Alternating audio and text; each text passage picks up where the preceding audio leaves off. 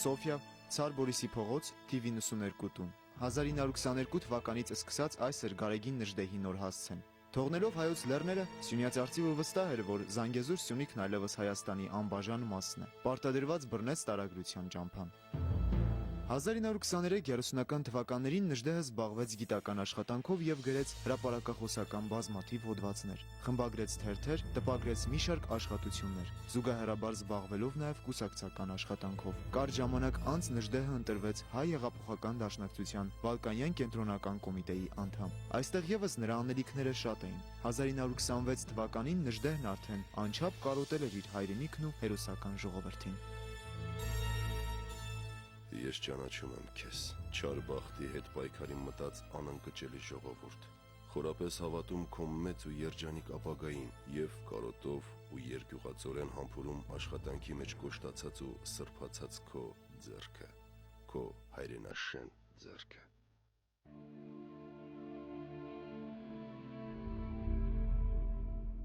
«1933-34 թվականներին դաշնակցության առաջադրանքով Գարեգին Նժդեհը մեկնեց Ամերիկա, որտեղ էլ կազմակերպեց ցեղակրոն ուխտերի դաշնակցական երիտասարդական կազմակերպությունները։ Նժդեհը կարևորագույն խնդիր էր համարում սփյուռքահայ երիտասարդության դաստիարակությունը ազգային հայրենասիրական ոգով։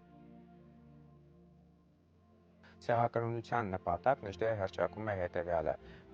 հայությունը հոգևոր եւ քաղաքական անտուն անտիրությունից փրկել, դարձնել հայրենատեր։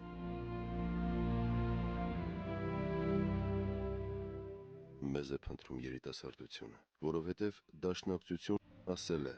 լռումը հայ կյանքի, որովհետև մեր շարքերում կյանքն ավելի կյանք է, որովհետև մենք ապրել եւ ապրեցնել գիտենք բարձր կուսակցության բովանդակ խորհրդատվությունն ու բերկրանքը։ Երիտասարդությանը հատուկ է սերը պայքարի եւ գիտի նա, որ ազգերն ապրում են, քանի դեռ նրանց մեջ ապրում է երկու բան՝ պայքարի իմաստուն բնազդը եւ զոհաբերելու ներքին հոժարությունը, առաքելություններ, որոնց գերակշռորեն տեր է դաշնակցությունը, դաշնակցական եմ, եւ ահա հայրենի երկրիս ու հայությունը իմ շնչիս մոտ են ինձ։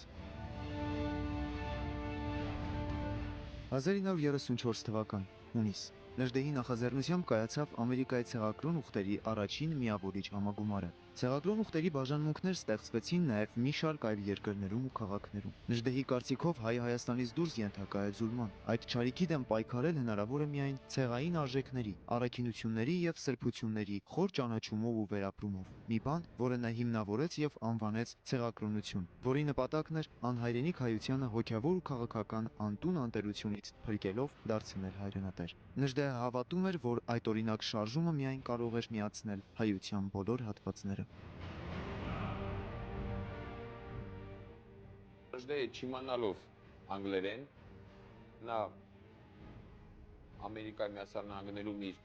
տասնյակ հանդիպումների, հանրահավաքների ընթացքում ունեցած ելույթները, որոնք հայերեն լեզվով էր կատարում, իսկ նրան լսող լսարանն էլ երիտասարդության հատվածով մեծ մասամբ անգլիախոս էր, սակայն իր ոգեփոխիչ, հեղափոխիչ իրոք իսկապես խոսքով, իր վարքով Նժդեհը կարողացավ ընկալելի լսելի դարձնել լսարանին։ Հավատացեք, Հայաստանից դուրս էլ հայը հայ կմնա, եթե մնաց կապված իր ցեղի ճակատագրին, իսկ դրա համար օր, ժամ, վայրկյան առաջ հայոց բառարաներից սրբենք հայրենասեր եւ հայրենասիրություն սնամեջ բառերը, հայրենիքին, որ ասել է եւ ցեղին, վայել է խոր պաշտամունք, նրան հայրենապաշտներ են պետք, որովհետեւ դառնում են ցեղը, միայն ցեղը դավանողները։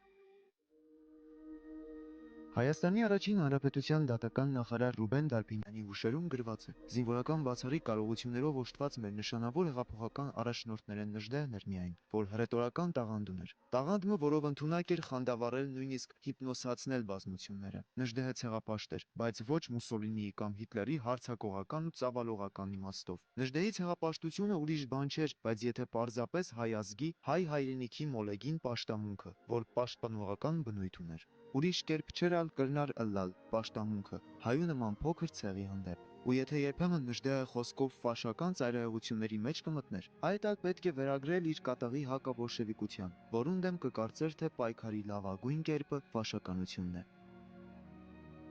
վիճխարի նշանակություն ունեցավ նրա գործունեությունը, որ վերականգնեց 4-500 տարի գոյություն չուներ դա, վերացել էր, ոնց որ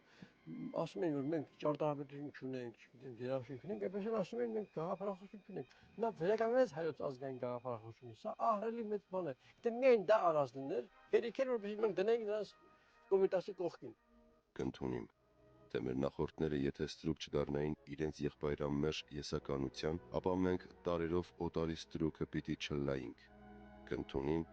որ հայության ծերացած մեղքերը ավելի նպաստած են Հայաստանի կործանումին, քան պարբերաբար մեր երկիրը ներխուժող օտարներու սուրը։ Սեղմ ասած, հայությունը այսօր ալ իր անհամերաշխ անցյալի մեղքերն է, որ կքավե։ Հետագայում ցեղական շարժմանը կարծես հաջորդելու եկավ տարօրինականությունը, որը սկզբունքային կարելի է դիտարկել որպես ցեղակրոնության տրամաբանական շարունակություն, ընդ որում նշեմ, որ նույն տարօրինականությունը արժանացել է գրեթե նույն ցեղակրոնության բախտին, այսինքն քննադատության եւ չհասկացվածության իմաստով։ Գարեգին Նժդեհը նվիրյալ դաշնակցական գործիչ էր, հեղափոխական գաղափարախոսության կրողն ու մարտիկը։ Սակայն 1937 թվականին կուսակցական որոշ գործիչների հետ ունեցած տարաձայնությունների պատճառով հայտարարեց կուսակցության շարքերից իր դուրս գալու մասին։ 1938 թվականին Նժդեհն այլևս դաշնակցության անդամ չէր։ Սակայն այս հանգամանքն ամենևին էլ պատճառ չէր, որ Նժդեհը հեռանար դաշնակցական իդեալներից։ Ավելին, նա մինչև իր կյանքի վերջը հավատարիմ մնաց հայ հեղափոխական դաշնակցության գաղափարներին։ Դաշնակցության նվիրյալ գործիչ Գարեգին Նժդեհի մտերիմ բարեկամ Աշոտ Արծրունին կուսակցական որոշ գործիչների եւ Նժդեհի միջև արտասահմանում ծագած որոշակի տարաձայնությունները հետեւյալ կերպ է բացատրում։ Հայրենի հողի վրա Նժդեհը հասած էր ողին-պոսի գագաթնակետին եւ միակն էր իր միջավայրին մեջ։ Հոնքը գործեր ինքնուրույն եւ ազատորեն։ Արտասահմանի մեջ Նժդեհը միակը չէր, այլ շատերեն մեկը։ Այլևս չէր կրնար գործել ինքնագլուխ եւ իր ծրագիրները նախ պիտի արժանանային կուսակցության հավանության եւ ապա գործադրվեին կազմակերպության խողովակով։ Սահմանափակ էր իր գործելու ազատությունը, ինչպես նաեւ արտահայտվելու։ Իր ըմբոս նկարագիրը եւ ընդվզող ոգին պիտի հանդուրժեին այս հկացությունը։ Ահա թե ուր էր Նժդեհի ողբերգությունը։ Ահա թե ինչու անմիշտ վեճի մեջ էր իր շրջապատի հետ։ Երկրորդ աշխարհամարտի բռնկումից հետո Գարեգին Նժդեհը դաշնակցության գերագույն մարմնին հղած նամակով պատրաստակամություն հայտնեց իր ուժերը դնել բյուրոյի տրամադրության տակ։ Դաշնակցության գերագույն մարմնին։ Ճիշտ է, որ ես հեռացել եմ մեր կուսակցությունից, բայց կուսակցությունը չի հեռացել ինձնից։ Նա միս եւ ոսկոր է, որքան ատեն, որ շնչում են։ Պատերազմ է։ Կենաց եւ մահու պայքար կարող է լինել, որից կարող է տուժել կամ շահել մեր ժողովուրդը։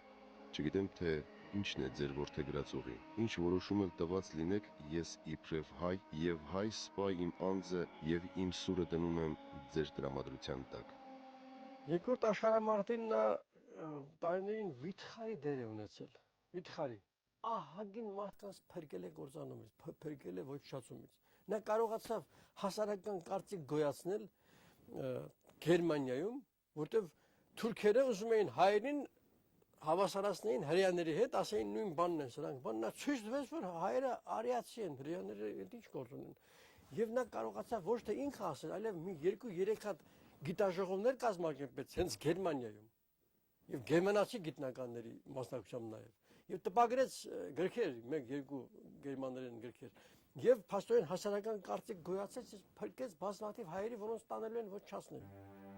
Երկրորդ համաշխարհային պատերազմի եւ դրան նախորդող տարիներին հայերի ոչ արիական ժողովուրդ լինելու մասին ֆաշիստական քարոզչությունը յուրահատուկ խնդիրներ դրեցին հայ հեղափոխական դաշնակցության եւ մասնավորապես եվրոպական երկրների կուսակցական կազմակերպությունների ու գործիչների առջեւ։ Այս հանգամանքը պատճառ դարձավ, որ Նժդեհը եւ ուրիշ ազգային գործիչներ Արտաշես Աբեղյանը, Դրոն եւ ելի շատերը գործակցեն գերմանական իշխանությունների հետ։ Նպատակը հայության պաշտպանությունն էր ֆաշիստական վտանգից։ Նժդեհն անձամբ հույս ուներ, թե Գերմանիան կարող է պատերազմել Թուրքիայի դեմ եւ իր հավաքագրած հայերին հնարավոր կլինի օգտագործել այդ ուղղությամբ։ 1942-1943 թվականներին Նժդեհը նաև հայկական ազգային խորհրդի կազմում էր։ Վերջինիս Ազատ Հայաստան պաշտոնաթերթի փոխխմբագիրը։ 1943 թվականին, երբ ակնհայտ դարձավ Գերմանիայի պարտության անխուսափելիությունը, Նժդեհը հետ քաշվեց համագործակցությունից եւ վերադարձավ Բուլղարիա։ Այստեղից Նժդեհը որդուն Վրեժին գրում է. Զավակս,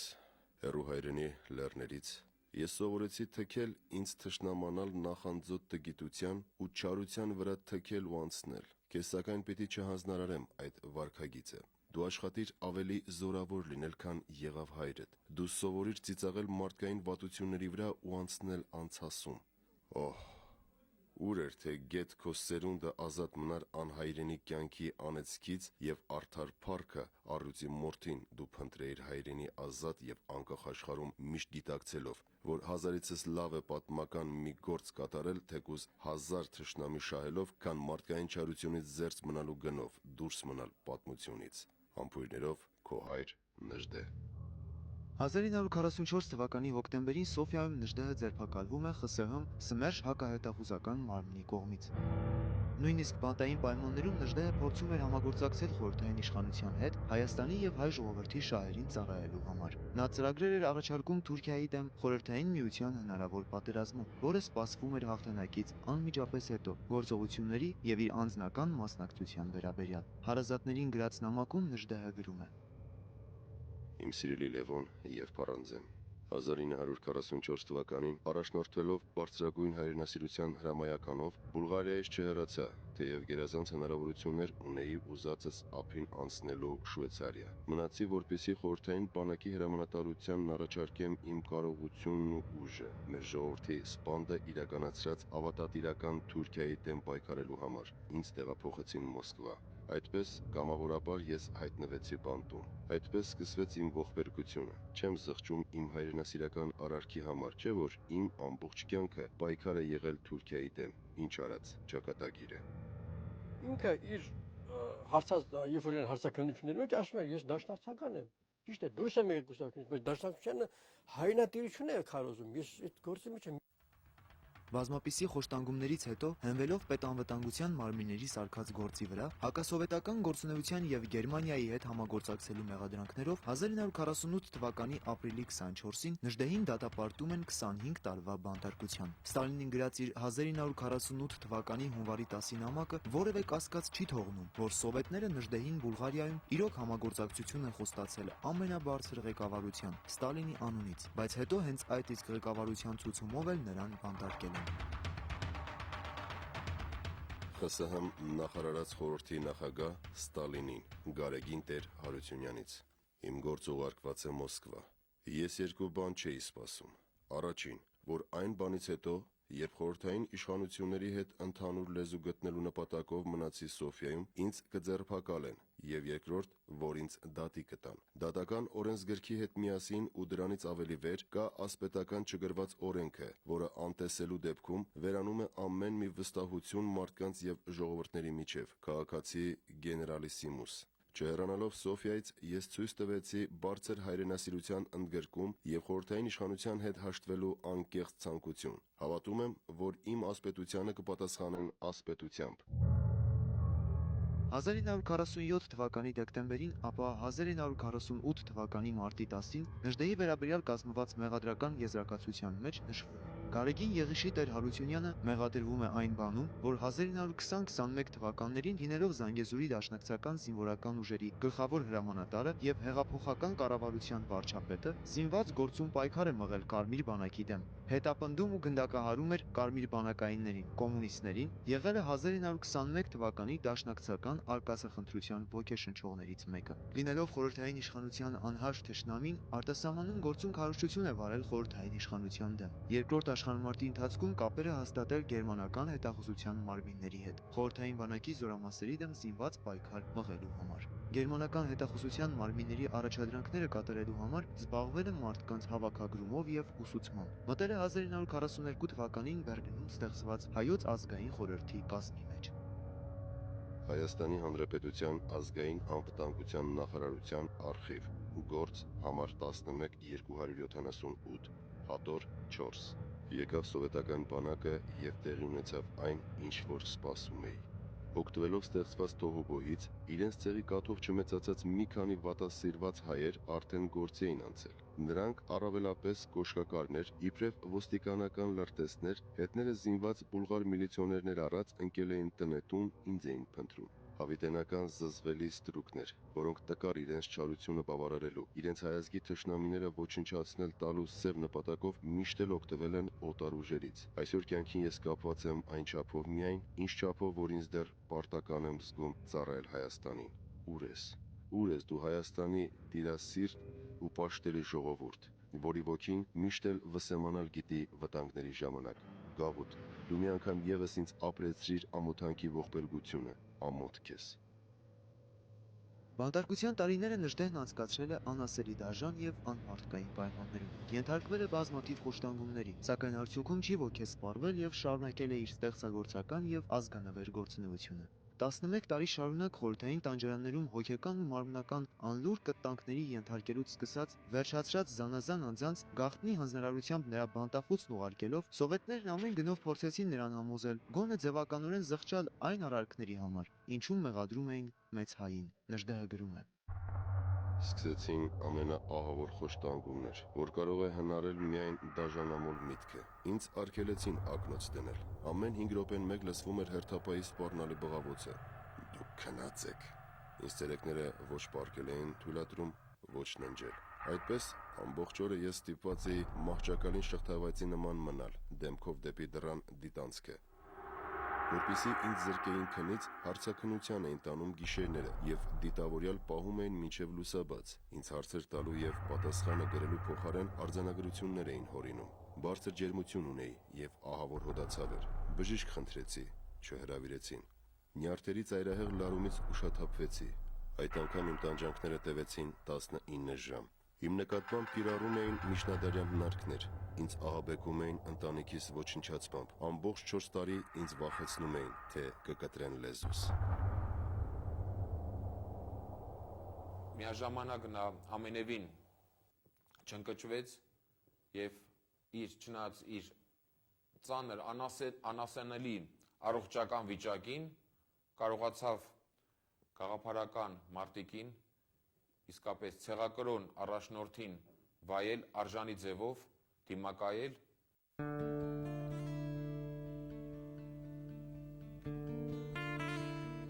1953 թվականի ամռանը Վլադիմիրի բան տեղափոխվելուց առաջ Հայաստանի Խորհրդային Հանրապետության պետական անվտանգության նախարար Կոլխմազյանի ուղեկցությամբ Գարեգին Նժդեհին ավտոմեքենայով ցույց տվեցին Երևանը, կատարված աշխատանքները։ Հիշյալ պտույտի ուղեկցող ականատեսներից մեկի հուշերում կարդում ենք. այդ պողպատյա կամք ունեցող մարդը, երբ մոնումենտի բարձունքից նայում էր Երևանին ու Արարատին, հուզվեց ու ինձ թվաց, թե աչքերը խոնավացան։ Նա մեզ խնդրեց թույլ տալ, որպեսզի մի քիչ հող վերցնի հետը։ Այդ հողը նա թաշկինակի մեջ պահում էր ծոցում։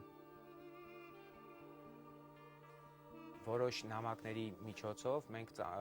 ինֆորմացիա ենք իմանում առայն, որ ասենք անգամ հաց ուտելու ժամանակ, երբ որ մի անգամ տունը թակում է մի ինչազուրկ եւ օգնություն է խնդրում, հա, նա իր նոր ձեռք բերած, ասենք, վերնաշապիկն է նրան նվիրում, կամ ասում է հաց ուտելու ժամանակ կարող է անգամ պահի տակ մտածմունքներից սկսել արցունք աչքերին գալ, այն մտածմունքներից, որ ինքը սեղանի առջև կարողանում է, հա, համապատասխան քաղցը հագեցնել, մինչդեռ կան մարդիկ, ովքեր դրա հնարավորությունը ընդհանրապես չունեն։ Սիրելի եղբայր Լևոն, պիտի օրհնեմ ճակատագրիս, որ ինձ կանխորոշված է լինել մարտիրոս, որպեսզի իմ մեջ հաղթահարեմ վաղաժամ մահանալու միտքը, ինձ անհրաժեշտ է հասնել հոգու հանդարտ վիճակի, ատրակոսիայի։ Իսկ ատրակոսիան ինձ տալիս է հայրենի Արարատը, չէ՞ որ նա հավերժ է, նրա համար մահ չկա։ Արարատը, որի տեսիլքն ինձ չի լքում երբեք, որի վեհապար պատկերը ներհայացորեն տեսնում եմ ամեն առավոտ ու իրիկուն, Աստված իմ, որքան կուզեի հանգչել, մեռնել Հայաստանում, նայելով Արարատին։ Սիրելի եղբայր Լևոն, դու մի ճնշվիր ու մի թախծիր։ Ինձ վիճակված է եւ ես կմեռնեմ իբրև նահատակ, ինչպես մեռնում են մահ զգետնած մարդիկ։ 11 տարի Նժդեհն անցկացրեց Մոսկվայի, Վլադիմիրի, Երևանի, Տաշկենտի, ապա նորից Վլադիմիրի բանտերում։ Նժդեհը անչափ շատ էր կարոտել Հայաստանը, հային, իր հարազատներին, իր պաշտելի Էփիմեային եւ իր միակ որդուն Վրեժին։ Նժդեհը մի սրտարուժ պատմություն է հիշում իր բանտային նամակներից մեկում, գրելով. Մոր հիվանդության պատճառով Վրեժին ես էի խնամում։ Նա այնքան էր կապված ինձ, որ երբ հարկ էր լինում, որ բացակայի մորմոքում էր, ցավագնորեն զգայուն ու բարի էր։ Շոկոլադի համար ստացած դրամը նա բաժանում էր աղքատներին։ Մի անգամ նրան տարա կինո, խաղում էին ֆրանսիացի լավագույն դերասանները Քրիստոսի կյանքը շարժանկարում։ Երբ սկսեցին մտրակել Քրիստոսին, վրեժը սկսեց զայրագին գոռալ. «Ինչու են նրանց էցում»։ Ես ստիպված էի դուրս գալ դահլիճից։ Նա ինչպես կդիմանա իմ 11-ամյա բացակայությանը։ Պատճառներից մեկը, որ ես ողջ եմ, նրան մեկ անգամ եւս տեսնելու եւ գրկելու հույսն է։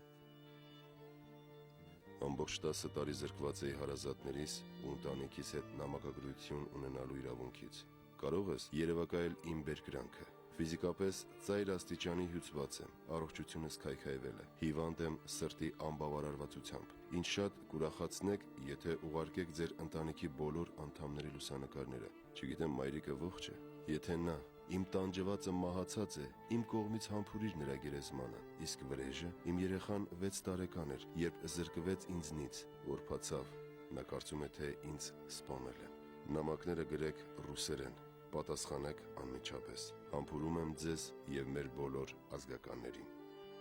Բանտում անցկացրած տարիներին համայնավարները բազմիցս փորձեցին Նժդեի հնարավորություններն օգտագործել դաշնակցության դեմ նորանոր դավեր կազմակերպելու եւ մի շարք կուսակցական գործիչներին ծուղակը գցելու համար։ Սակայն Նժդեն անդավաճան մնաց իր սկզբունքներին, ենթարկվելով նորանոր խոշտանգումների։ Նա չդավաճանեց այն գաղափարախոսությանը, որի կրողն ու ջահակիրն էր դարձել դեռևս 17 տարեկանից։ Նամակ Սիմոն Վրացյանին։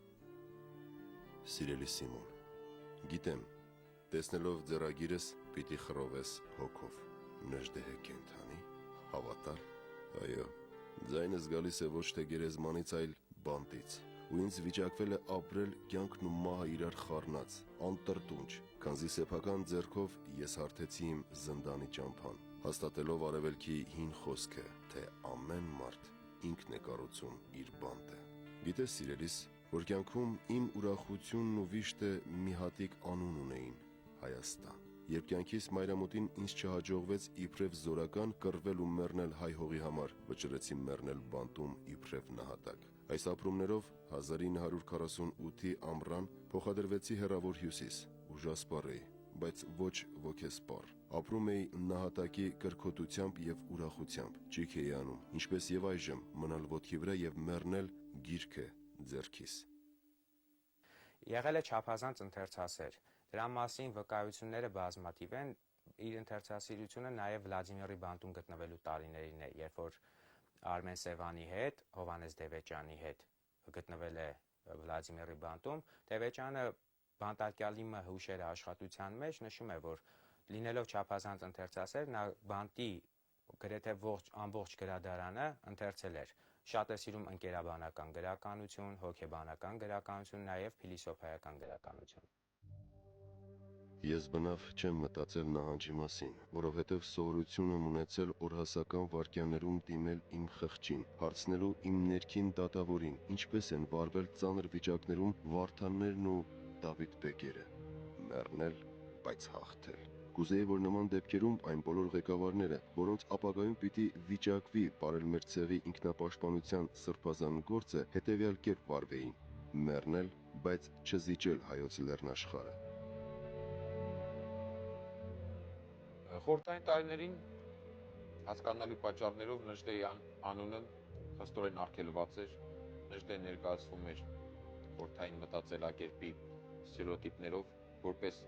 հակասովետական, հակահեղափոխական գեներալ։ Բավական է հիշել Զանգեզուր կինոնկարը, այնտեղ Նժդեի կերպարը ինչպիսի բացասական գծերով էր ներկայացվում։ Հոգեկան ու մարմնական բազմապիսի չարչարանքներից ու կտանքներից քայքայված Նժդեի առողջությունը ի վերջո անհուսալի վատանում է, եւ իբրև մարտիրոս ու նահատակ 1955 թվականի դեկտեմբերի 21-ին Վլադիմիրի բանտում կնքում է մահկանացում, այդպես էլ չտեսնելով իր սիրելի Էփիմեային ու վրեժին, ովքեր իրենց կարճատև կյանքի ընթացքում կիսեցին իրենց մարտիրոս հոր ու ամուսնու բոլոր տանջանք չարչարանքները։ Հերոս հայորդին Նժդեհը կյանքից հեռացավ, թողնելով հետևյալ երկտողը. «Կընդունեմ ազգային զոհաբերության օրենքը, որի համաձայն զոհասեղանի վրա կրակը բնավ պիտի չմարի։ Վերջապես կդավանեմ միացյալ եւ անկախ Հայաստանը։ Յոտնիցս կսիրեմ հայ ժողովրդին, որն ինձ համար կմնա իր ուժերի մեծության դեռ անծանոթ Հերակլեսը, հավատամ մեր ապագային։ Կզգամ ու մտովին կողջունեմ Հայաստան երկիրը, որ կար, որ երջանիկ էր ու մեծ, եւ որ այդպիսին պիտի լինի վաղը։ Երանի բոլոր նրանց, ովքեր երջանկություն ունեն ամեն օր տեսնել մեր Արարատը, որի տեսիլքը երբեք չի լքում ինձ, որի վեհապանց պատկերը ներհայեցորեն տեսնում եմ ամեն առավոտ ու երեկո։ Աստվածին, որքան կուզենայի հոգևարել մեռնել Հայաստանում, նայելով Արարատին։ 1992 թվականին Նժդեհի դատական գործը վերանայվեց եւ նա լիովին արդարացվեց։ Դեռևս խորհրդային իշխանության տարիներին Նժդեհի աճյունը գաղտնի բերվեց Հայաստան եւ հետագայում հողին հանձնվեց Եղեգնաձորի շրջանի Սպիտակավորի վանքի բակում։ Իսկ մինչ այդ աճյունի մի նշխար տեղ գտավ Նժդեհի համար շատ հարազատ Խուստուփ լեռան լանջին։ Նժդեհն ընդմիշտ իր ժողովրդի հետ է, որին նա նվիրեց իր ամբողջ գիտակցական կյանքը։